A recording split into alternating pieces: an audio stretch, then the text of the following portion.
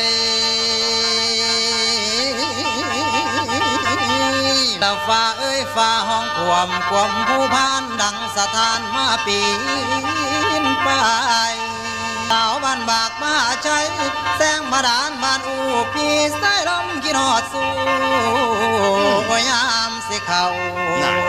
แม่นบนนอนเดละนางมาบัดนี้ข้าจักสับประกอดเกี่ยวเอาก่อนกันมันสมองจากคณะเพชรพินทองในกันกองเอามาแล้วแถวทางใดเขาเก่าแถวขาผู้เขาก็สาเพชรพินทองน้ำมาลำอยู่ใส่ไผก่อหูฟังดูแล้วมวนบ่ถอยละบานใหญ่ๆน้อยๆเขาหัวทั่วกันหมดราชสีมาดานขุนทดหรือแก้วเมืองสกลหุ่นแถวผู้ส้นผู้ซอยแถวแกงค่อยกำปากซองไปล้ำฝากฟังของผู้สาวเล่าได้ให้มานำก้นสัวแซว10 ปีก่อนไปล้ำวัดพระแก้วฉลองถาดเวียงจันทร์จดหมายแฟนมาเป็นพันข้ามฟังไทยมานำจางเดี๋ยวนี้ปิดหนทางลัทธิการเมืองบ้านปกครองไปคนยาง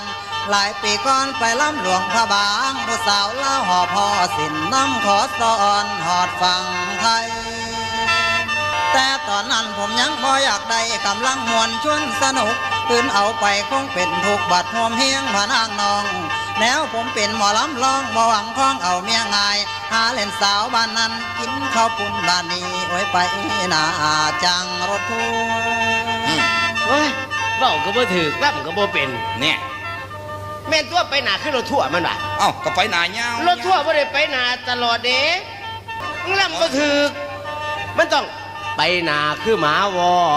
ง่ายบ่ได้ข้างแกเดียนี่บ่ได้เอากระต้อเอาสิติไปหนาคือหมาวอมันงอโคงอวยบ่เป็นนางเอ๋ยขั้นมันเป็นตาใดสิสันใส่ลงมาใส่ขั้นบ่เป็นตาใดสิค้อนโซว่าตาวคืนขั้นบ่เป็นตาสอนสิค้อนวิ่งเอาเมื่อตากสิค้อนดากขี่นอโมเมื่อซ่อนปลาบักยาง